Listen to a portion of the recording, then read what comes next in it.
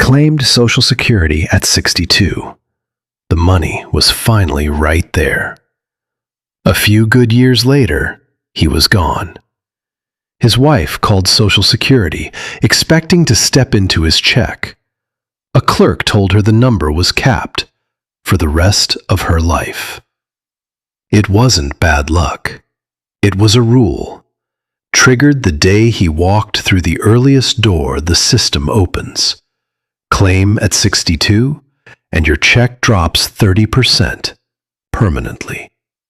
Researchers gave that age a colder name, the minimum benefit age. 70, the door almost no one opens, is the maximum. Same man, same career, only the door changed, and it was worth 77% more for both of them. Here's the mechanism almost no one sees coming. When you die, your spouse doesn't get to keep both checks. Social Security pays the survivor just one, the higher of the two. So for most couples, the bigger check becomes the widow's entire income, and its size was frozen the day the higher earner claimed. The agency has an ugly nickname for the rule inside its own walls: RIB-LIM. In plain English, if the higher earner claims early, it caps what the survivor can ever receive, whatever he was collecting, or 82.5% of his full benefit, whichever is higher. Claim at 62, and you don't just shrink your own check. You set the ceiling your widow lives under for 20 years. And here's the cruel geometry of it. Women outlive men by 3 to 5 years. A married woman at 65 has better than even odds of reaching 87. The person most likely to live inside that capped check for the longest is her. When he died, the system mailed her a one-time death benefit, $255. That number hasn't changed since the 1950s. That's what the paperwork says your life partner is worth on the way out. Now zoom out from that one kitchen table, because this isn't a story about one unlucky couple. It's the default outcome for almost everyone. A landmark study looked at how Americans time this decision. Only 4 out of 100 claim at the financially optimal age. 4. The other 96 leave money on the table. Added up across the country, it's $3.4 trillion. Per household, about 111,000. Not lost to fees, not stolen by a scam, just handed back by claiming at the wrong age. And before you assume this is a mistake only struggling families make, among the wealthiest households, 99% still get it wrong. This isn't about being broke. It's about a decision engineered to be confusing, wrapped around an instinct that pulls everyone the same way. Take it now. 62 is still the single most popular age to claim. The earliest door the system opens is the one most people walk through, the moment it opens. Which raises the real question. If waiting is worth this much, why is the trap so easy to fall into? Start with how the cut is built.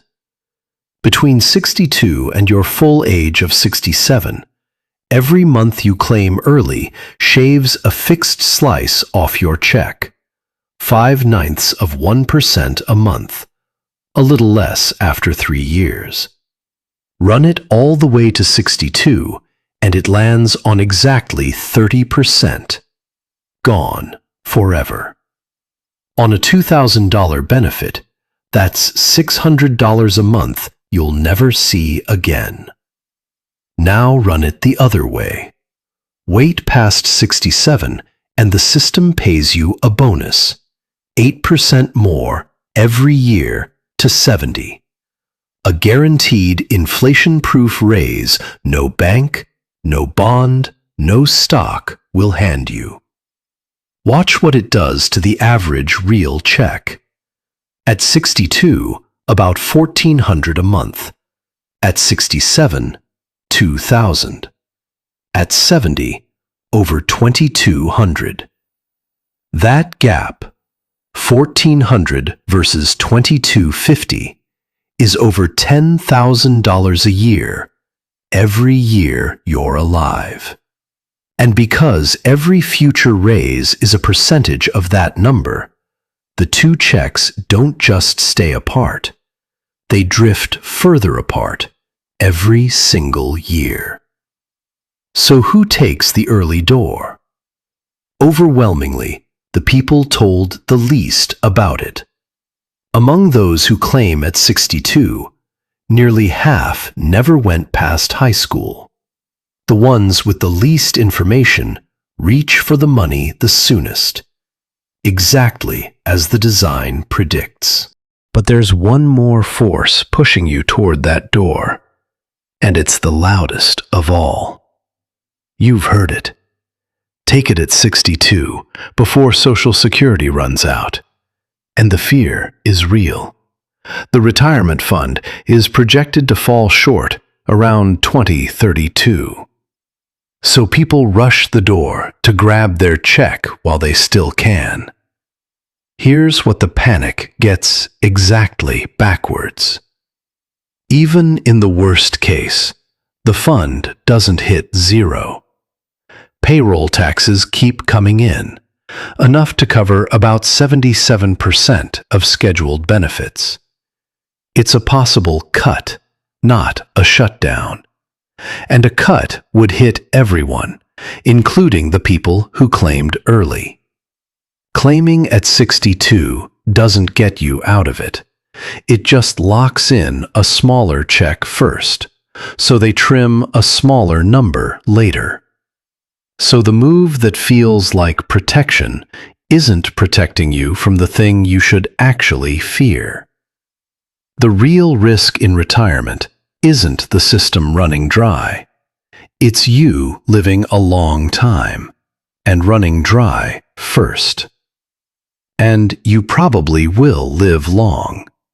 A 65-year-old woman has even odds of reaching 87. For a married couple, there's a 53% chance one of them sees 90. The break-even on waiting lands around 80. Most of you sail right past it. So here's the way out, simpler than the trap. If you're married, the highest earner should wait as long as possible. That one move does double duty. It grows your check, and it lifts the floor your survivor stands on. It's the single most valuable decision in this whole system, and it costs nothing but patience. Can't afford to wait with no income? You may not have to choose. The years before 70 can be bridged with savings or a simple fixed income floor, while your benefit keeps climbing 8% a year. And if you claim early but keep working, the money the earnings test holds back isn't lost. The system pays it back later in a bigger check. You don't have to guess at your own numbers. Your real benefit at every age is sitting in your My Social Security account right now. The exact figure for 62, 67, and 70 for you. Before you touch that earliest door, open that page and look at what it costs. The man who claimed at 62 thought he was being smart, taking the sure thing. He never saw the door for what it was. You just did. The only question left is the one the system is quietly betting you won't ask before you sign. Which door? And whose life does it set the ceiling on?